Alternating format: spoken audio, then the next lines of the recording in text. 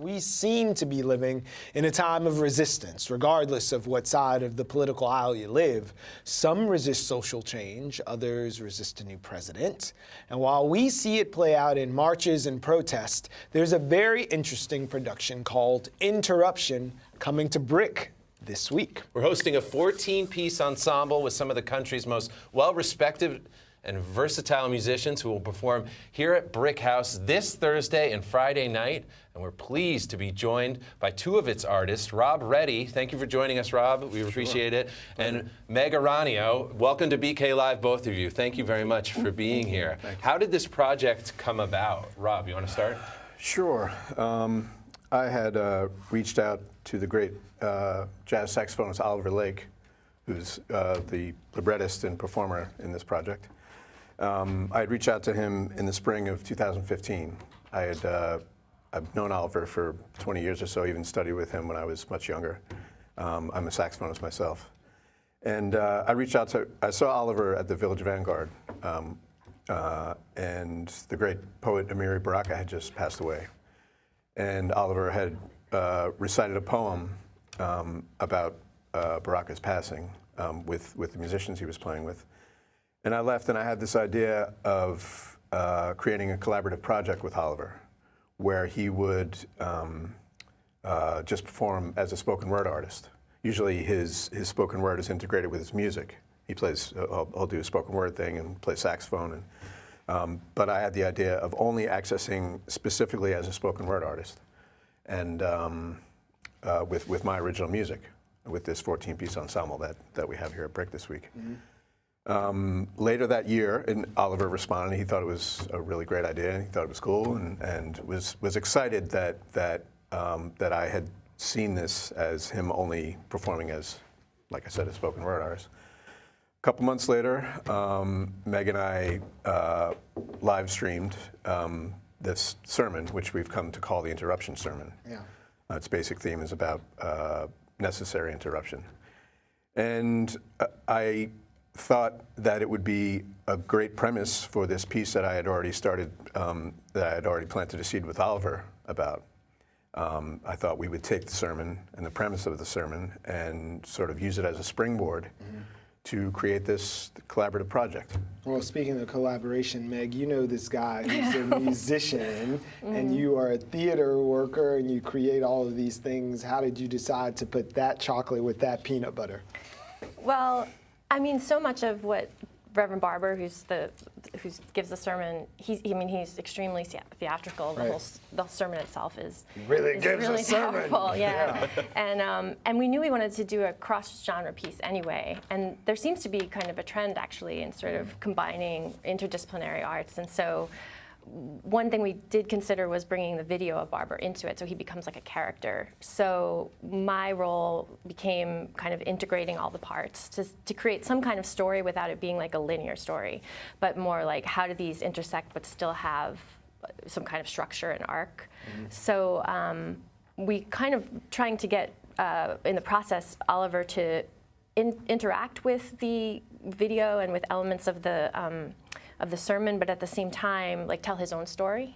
So that was part of my job, was working with him on that. And then I had come up with the idea of dividing the sermon into meditations that were thematic. And that became like a starting point for us. Excuse me. And since it's a work in progress, we haven't sort of finalized all of the meditations, but we settled on 3 of them. And what are the meditations? What are the meditations? What are the meditations? Well, one of the sort of anchor in the middle is a meditation based on the Charleston shootings. And there's a section of the sermon where we call it 9 pens, where he talks about the families of the 9 victims at Charleston getting a pen. We're going to take a look at the sermon, I think, for a second here on video. In liturgy, I've been trying to interrupt the normal flow so that the people will understand that justice and the Holy Spirit of righteousness is stalking us like a leopard, not only in the synagogue, but in the world. And that we better make sure that we hear the roar of interruption, that we hear the roar of justice over the ways of injustice. So that's Reverend Barber. Is he aware of this project? Have you met him and gotten his thoughts on this? Yeah, I mean, because we saw the video, we needed to get access to the video. So we kind of reached out and found Eric Preston, who does all the filming of his work. And when he found out we were interested in using it, he spoke to Barber and got the okay on it. And then we went, luckily, Barber was in New York preaching at Riverside. And so we were able to go and see him. Last March, we introduced ourselves and told him of the project that we were creating, and he gave us his blessing, so to speak. He was excited to see Oliver Lake, too. He was very excited. He was. So you think he's going to pop up Thursday or Friday? Surprise! So. It's Good Friday. It's Good Friday, so and it's a little busy he might be a little around busy. this time. He's an incredibly busy man. Yeah. We just saw him 2 weeks ago. He never stops between his organizations, Repairers of the Breach. He's the president of the North Carolina chapter of the NAACP. Reverend Barber doesn't stop. So we do know that this is in progress. It's a work that's still developing. Do you guys have plans to tour it? Maybe you'll take it down to NC? We'd love to. I mean, Reverend Barber is alumni of Duke, as well as a few other universities in North Carolina. I can't remember off the top of my head, but So you know a guy. yeah. We'd love. I mean, the ultimate goal is to have a full-fledged production of this, and show it in as many places as we can. It's kind of a general question for artists like yourselves, but what is important, kind of from your perspective, that people take away from a performance like this? We described so much that it seems like is there to unpack. What do you hope the effect is it has on people who see it? Well, one thing I don't want is it to be like a message piece that's like kind of agitprop. I don't want that. But we were so inspired by what we saw that our kind of immediate goal right now is to generate that excitement in other people over the material. But one large question we were just talking about is that, like, how can art achieve some kind of political have political efficacy but still be aesthetically strong. And so that's what we're kind of wrestling with this. Like, how can you have complex music and interact in genres in ways that are difficult sometimes, but still A show. reach? Yeah, People yeah. will come and that's engage. challenging, Yeah. but that still pursues a political project. So that's really what we're trying to figure out actually now.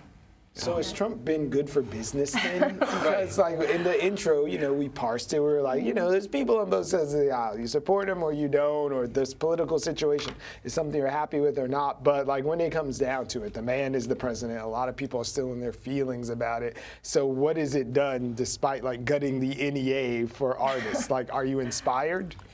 More so than ever. This project was very important for us to create and produce before the election. Like I said, we started the process in spring of 2015, not knowing what the outcome of this election was going to be. But now more so than ever, this is incredibly important, especially that the main premise of Barber's sermon was voting rights. The sermon was given on the eve before he and the League of Women Voters and some college students were suing Governor McCrory over the discriminatory voting laws that were passed, especially after the Voting Rights Act of 1965 was struck down in 2013, I believe, in June 2013. And they went to town enforcing all kinds of strict voting laws that made it difficult for all kinds of people to have access to the voting booth. But what's interesting is they actually won the case.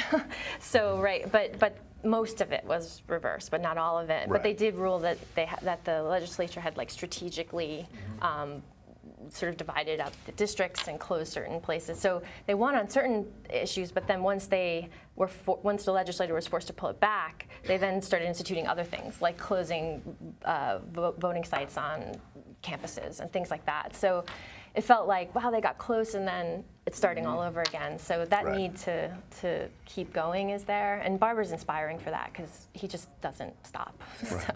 Right. I want to ask, is this for people of all political parties? Do you think a conservative person would enjoy this performance?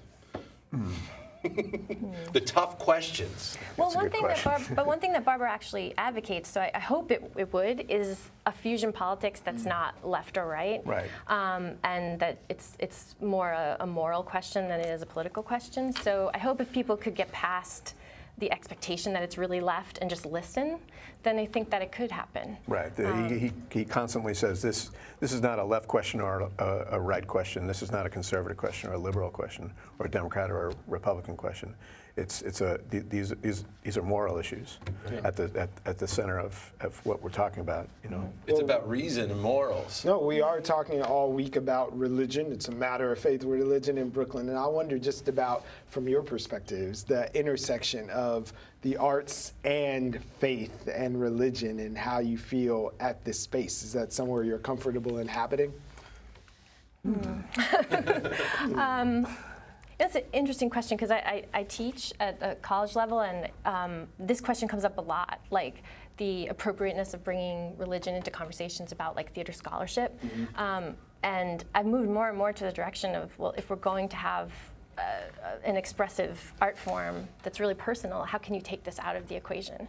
And theater has been historically like a vehicle for connecting with spirit and then the divine. So I'm totally okay with it, but it's finding a way in which it doesn't alienate people who might not be. So Thank you for bringing it to this theater, the Ballroom, Thursday and Friday night. Thank you for being here on BK Live. We really appreciate it, and we're looking forward to the performances here at BRIC House.